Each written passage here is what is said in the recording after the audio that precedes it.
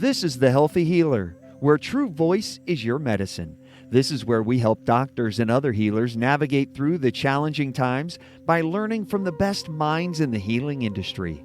Laugh, cry, and be surprised. It's entertainment, education, and inspiration so you can continue to be the unique and amazing healer you were destined to be. Welcome to humanity. Welcome to The Healthy Healer with Dr. Fred. Hello, everybody. It's Dr. Fred, and welcome to the next amazing episode of The Healthy Healer. And today we have a great guest and someone who is up to woo, self-explained and self-declared as a woo player, but playing it in a different way than the average woo player.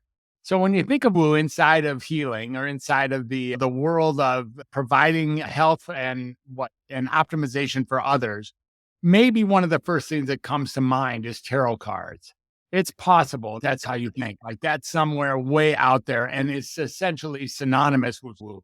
But I have a feeling in today's discussion, we're going to learn something different about what tarot cards really represent, and somebody who's got a capacity to actually master the tarot card art in such a way as to make a difference with people and help them optimize their life.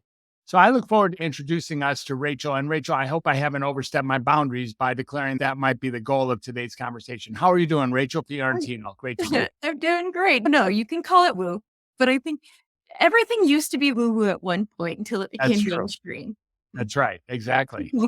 And it's, as far as I know, isn't it true that tarot cards were or have been mainstream in particular societies in the past? Really, it's not, maybe it's been a while since it's been mainstream inside of Western culture, but there are societies around there where tarot cards are given a whole lot of deep respect.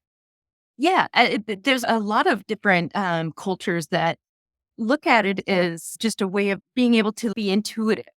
And so whether that's with the cards, whether that's with stones, whether that's with bones, there's so many different ways of doing the same thing, which is basically interacting with your higher self or your unconscious self and have it come out into the physical world.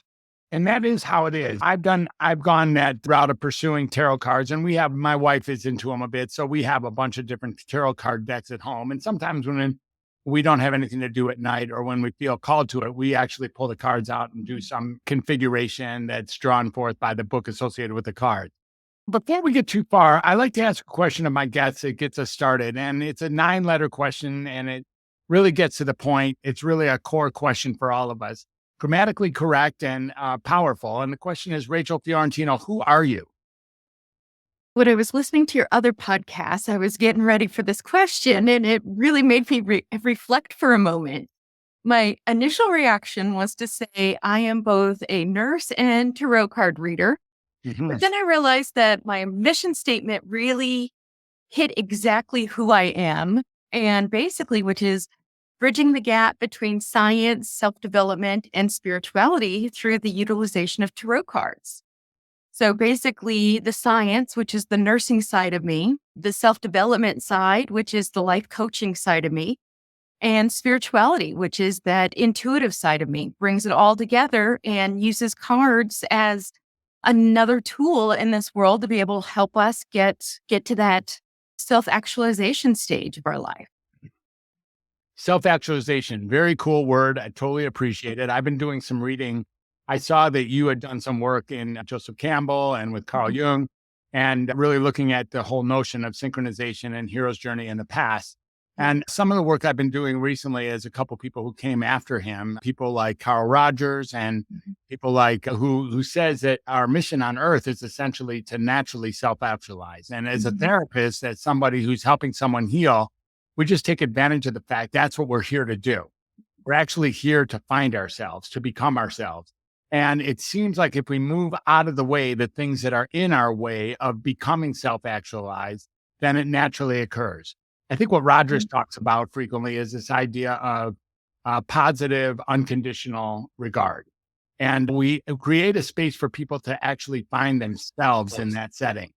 What I'd love to hear from you is this idea of self-actualization. What is it that tarot card reading does as a bridge of science, self-development, and spirituality that allows for someone to feel sound and grounded and clear enough to pursue their own self-actualization?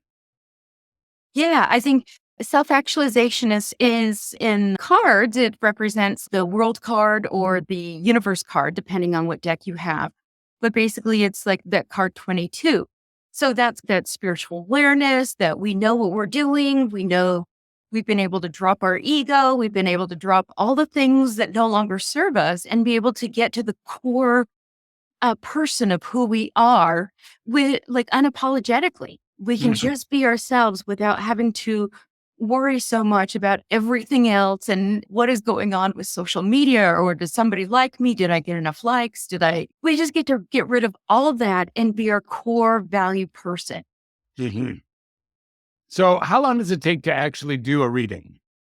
It depends on how much you got going on. So I think on average, most people do. About an hour. Okay. Yeah.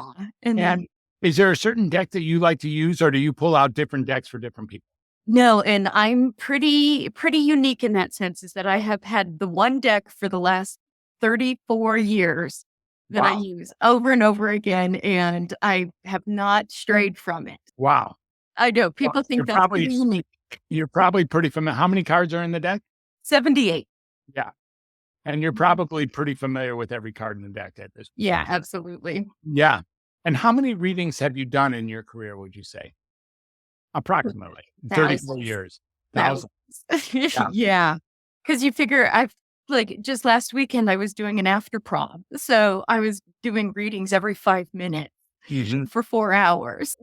And then I have my clients that come and see me for an hour or more and everything in between. So What did you do in a 5-minute reading? I do it very short and sweet about who they are, because these are adolescents, which are just so open and so fun to share the cards with. But it's usually about who they are and where they're heading and what level they're at. So I see. And I is it was a one card? Is it a one card reading in that situation? I do 3 cards for them. 3 cards. Yeah. Okay. Wow. Yeah. Okay. I'm tempted to ask you to pull out the cards and have this podcast be a reading for me, but I don't know if that even fits what you would do. Is that something you could do? Yeah, I've got them right here. I can definitely give you a All right, reading. let's rock and roll. Let's get this done. Let's do it here. I'm just going to shuffle them up a little bit. Good. I'm glad you're a little familiar too with the cards, because as I talk about them. Yeah. Cups and swords and all sorts and items. Yeah. Is that what it is? Cups and swords? You have stuff like that? Swords, wands, and stones. Okay. Yeah. So, yep.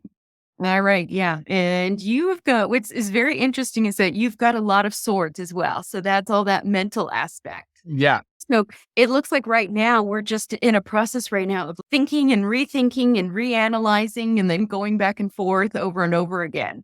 Mm. So it's showing, it's got that Ace of Cups, which is saying we need to listen to that heart a little bit more. We need to get a little bit more on that emotional side, because sometimes we can just get so caught up in our mental side that we almost can get to that like analysis paralysis side, right? Yeah. Because we want things to be a certain way. We want them to be looked at as being on this intellectual way, when really it needs to be coming from the heart. It needs to be that head and the heart. It is always complicating things, right? Of which one do you follow? But I think for you, it's showing, yes, that intellectual side is what's going to lead the way. But it's the idea that you can lead by the intellectual side and then turn around and then show the heart side as well. Mm-hmm. So the Ace of Cups is a card that showed up here. Is that what you're saying? Yeah. So we got the Ace of Cups, we got the 9 of Swords, and we got the 3 of Swords. Oh, I see. Okay. Yeah. So What can I learn about those other 2 cards? So the swords is all talking about that intellectual side. Yes. So that idea of like going forward with the intellectual side, but then letting it step aside. So like the 3 of Swords is letting it go.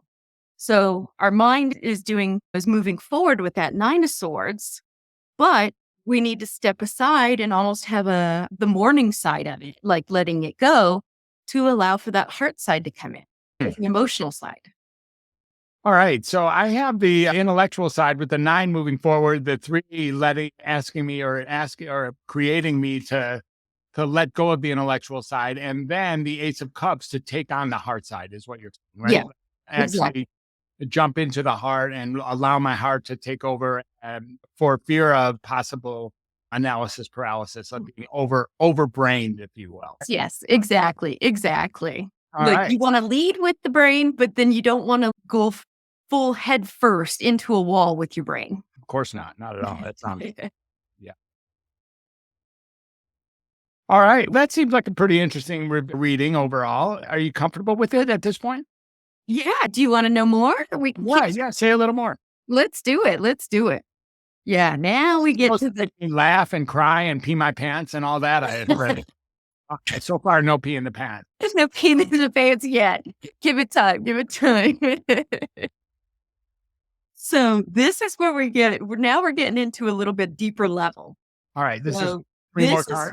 yeah. So this is where we're getting the devil, The devil. Ooh, the hanged man, wow. and the high priestess. Wow. This is like pretty interesting. Yeah. So this is where we're getting to, this is like the fool's journey or the hero's journey part of it, where it's okay, where are we at in this scheme of the whole journey that we're trying to do?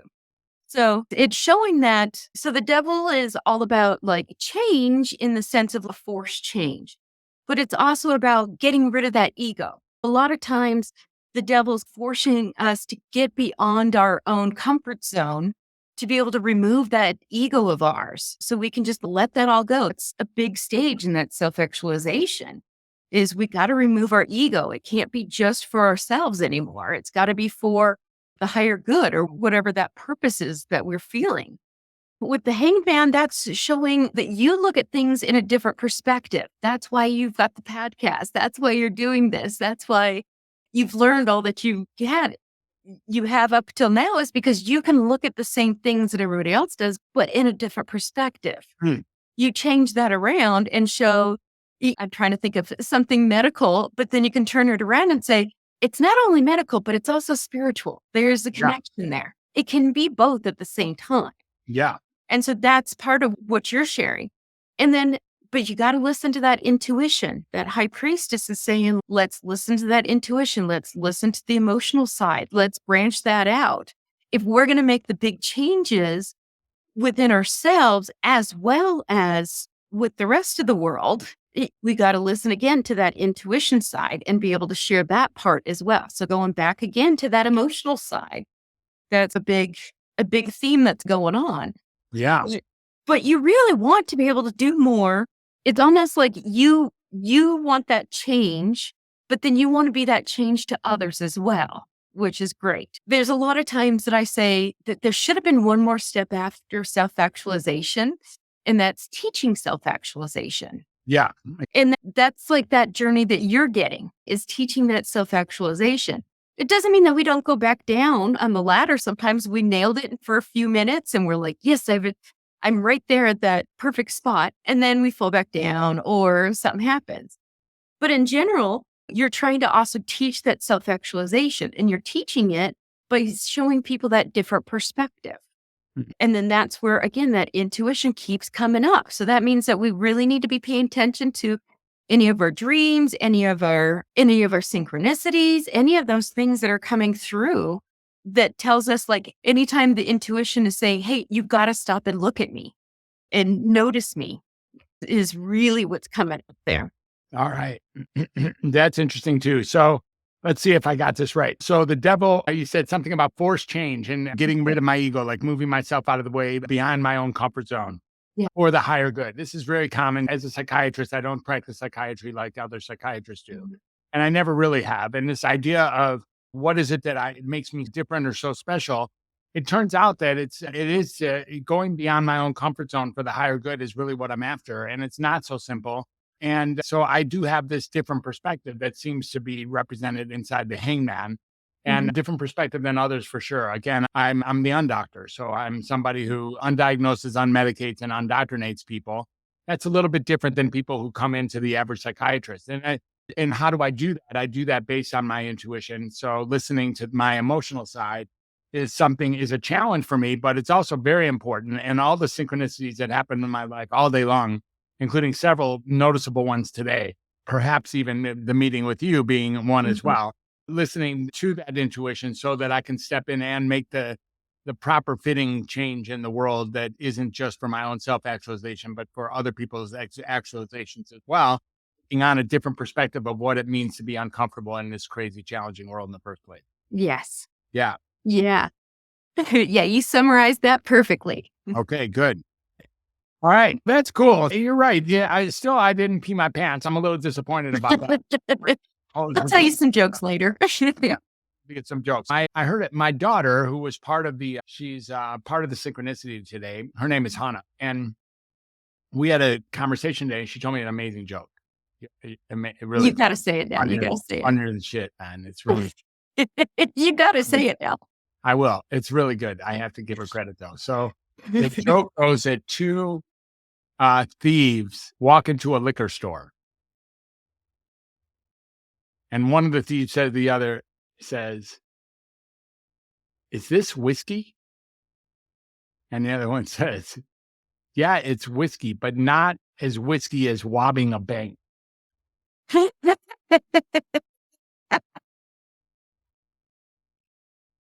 Okay, I'm going to have to repeat that one. It's good, right? It's good. It's really, That is good. That is good. not as whiskey as robbing a bank. I love it. I love it. Oh, that is fantastic. Yes, I'll be using that one. Really good. I am glad we were able to get it here tonight. Okay. Yeah. So the other synchronicity that was really important is I said her name was Hannah, and I took a walk earlier today on the creek. I like taking this nature walk, and I was listening to a Torah reading of one of my favorite rabbis who does commentary, very contemporary commentary on Torah readings. And he was talking about the book of Hannah of all things. So for 45 minutes, I was actually learning about who Hannah was in the world of the childless Hannah and her finally getting a child, a relationship with God. And it turns out that much of what I was learning in this Torah reading was what the conversation was with Hannah earlier today, that it was about that. We spoke of Buddhism and Torah and the whole thing of what we're talking about here, which is following your self-actualization and realizing that any of the realities that we have are really temporary and really made up in the world of Buddhism, of course. That there is no strong reality. There's only agreement realities. And we can start really dissecting that. Anyways, so that's part of the synchronization of what's going on today. All right. With all that said, what is the primary use? I understand that you're a nurse as well. Is that right? Correct. And is that an LPN? What RN and BSN? Yeah. A full scale RN BSN. Yeah. Okay. All right. So you played the game hard in that game. Yes. And right now, are you doing actual work as an RN BSN? Yeah. So right now I'm at an adolescent clinic. Really? Yeah. So I do that part-time, and then I do the card readings the rest of the time. So adolescent outpatient, it's a pediatric clinic for a medical clinic? I see. Yeah, exactly. But all right. Yeah, I've done it all. I've done ICU, NICU, cardiac cath, orthopedics, med-surg. How about psychiatry? Psychiatry, that is, I haven't specifically done that, but I say that all nurses do. For sure. Absolutely. Yeah. Yeah. So do you find is there any time as an RN that you actually get to use your cards inside of the clinic? So I haven't used the cards themselves, but I talk about them a lot and talk about the purpose of them and talk about like the hero's journey and where my patients are in their journey. So I haven't actually brought them into the clinic except for reading all of my coworkers, but I'm able to just teach them about the cards and what their use are, and to be able to also encourage them to use them themselves and to get a deck and form a connection with the cards, for lack of better words, for them to become like their own guru, their own mystic, their own connection between their higher selves and the unconscious and the consciousness. Can someone use the cards alone for the first time? Can an adolescent put a deck of cards and can actually get something out of it? They would read from the book what the card represents? Is that what you would suggest? Yeah, reading from the book is a good start. But in order to start getting into that intuition, it's actually reading the card. For example, like the famous deck that most people have is like the Rider-Smith-Waite deck. And so, for example, like the Fool's card is like somebody jumping off the cliff, and it's got a little dog on it, representing loyalty and stuff. There's times where you might be reading it as, yeah, you got to jump off the cliff in order to do that. And other times that little dog might grab your attention more. And that's happened to me before where it was like, I don't use the Rider-Waite deck, but something else has caught my attention. And I'm all like, what's going on with this aspect? That's not what the card means. But my focus, my intuition is telling me this little picture here is what's important. It's interesting. I like that. But yeah, you get to establish the importance of the cards as you're coming through them, essentially. Yeah, You read them and open up your mind, and what is it that's catching your attention? What is it that it's what you're up to in your world? exactly. And it works synchronistically. And speaking of synchronicity, tell us a little bit about your work with Carl Jung and with Joseph Campbell, and how that fits in. How does the hero's journey and the synchronicity fit into your world? Yeah. Oddly enough, the first time I learned about Carl Jung was from my mother, and I just saw her books laying around. She got her bachelor's degree in psychology. The And I red just saw them just out. Yeah, exactly. Mhm. And then I noticed that his birthday is the same day as mine, Oh, exactly 100 years apart. and come on. Yeah. And so That's actually really crazy. isn't that, so I was like, that's some synchronicity there. So I was Sure. like, okay, then he must be good at something then if Yeah. he's got my same birthday, right? Where I've got his. Yeah, it's your birthday. Yeah. Yeah. Yeah. So that's when I started reading all about, what synchronicity means. And then at that same time, I was getting deeper and deeper into the cards. And that's when I'm like, both the cards and the books about the cards and what Carl Jung is saying is both the same things. And I also learned that Carl Jung really loved the cards as well, and all talked about like the archetypes, and all the archetypes are all the same within the tarot cards. Yeah. So that's when it just, again, that synchronicity just kept getting bigger and bigger. You can't Yeah. deny it. Fascinating. Yeah. So what's really interesting is that, so the major arcana cards represent like the hero's journey or the fool's journey. And within there, it shows like what we're all trying to get to. For example, like the magician through the chariot card. So 1 through 7 is all talking about like consciousness and all talking about leaving the unknown, as like Joseph Campbell was talking about. The hero with the heart of gold is leaving onto the adventures, right? And of course, those archetypes are all from Carl Jung as well. So they're really integrated together within the cards. And then cards 8 through 14, it all talk about like the subconscious. So we get in a little deeper, right? But this is, by getting into the subconsciousness, we're also talking about overcoming obstacles, right? We're also talking about like, how do we get ourselves out of certain things, and how do we get forward? How do we move through these obstacles, or do we quit and turn around and move and do something different? And then the last of the cards, so card through 22, is what they call like the superconsciousness, or more or less like the spiritual awareness, or the coming back to self-actualization. So that's where the fool, tarot readers call it the fool's journey, but Joseph Campbell called it the hero's journey. But that's when the fool returns home being wiser and better, and being on a level that can turn around and start teaching others what they've learned in their journey. Very interesting. Yeah. And so is card 22 different than the other first 21? Is card 22 anything special in any way? I'm just asking because the other ones had exactly 7, and it's this third deck has the 15 through 22 is actually an additional card. Yeah. So the fool is 0. So the journey actually starts from 1 to 22, and 22 being that self-actualization level, that top, which is interesting. So if you know anything about numerology as well, there's 21 cards in the whole journey, right? Because the fool is who we are, right? We're all the fool, or we're all the hero.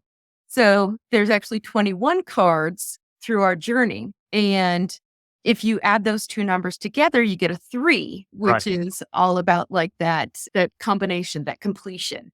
Interesting. Cool.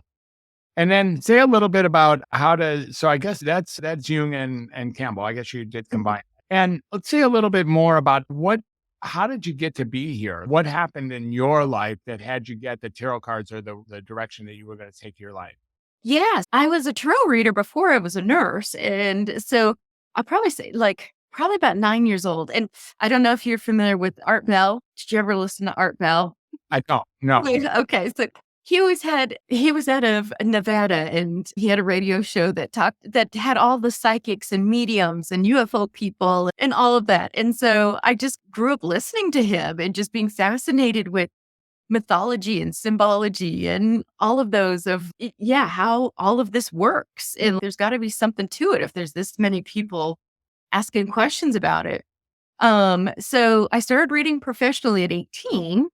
And then, let's see, I became a nurse at, I want to say, I know I have to think about how old I am now. So I probably became a nurse when I was 30, late 20s, early 30s.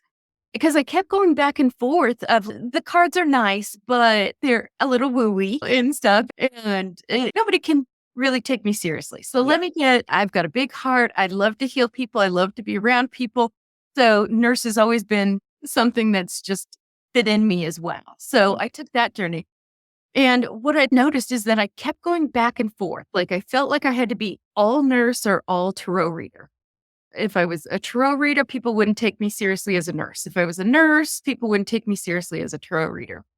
And probably up until the last 3 years or so, everything just clicked and was like, no, you're both. Yeah. Accept that you're both and knock it off. Yeah. Cool. Yeah. So it's great to combine the two and actually integrate them and become the one person you say, like this whole idea of becoming the person that you really are, really stepping into your own self-actualization. Yeah. And unapologetic, know? Yep. Exactly. Yeah. Cool.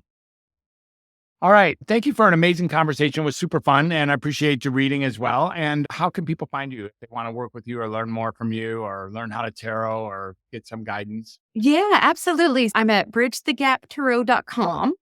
And you can find me on social media, website, the whole thing is bridgethegaptarot.com. Okay. Yeah. Awesome. And you do the work online as well as in person then, yes? Yes. All right. Terrific. Anything you want to leave our listeners with? Any one piece you'd like to say that you think everybody should know about what you do or about life or about what there is to learn or anything at all? Yeah, I would say that there was a time when meditation was woo-woo. There was a time when yoga was woo-woo. There was a time that many different things that we now considered mainstream that we realized has a lot of purpose and is a major tool to our self-actualization. And tarot is just another one of those tools that can get you there. That's right. Fantastic. Thank you so much. I feel enriched. Still, I didn't pee my pants, but I feel okay. I'll keep working on that. And you keep working on that, and then you can, and you have the copyright to the Whopper joke as well. Thank you. So thanks for being on the Healthy Healer. It's been a pleasure. We'll catch you on the flip side. Thank you so much. Bye for now.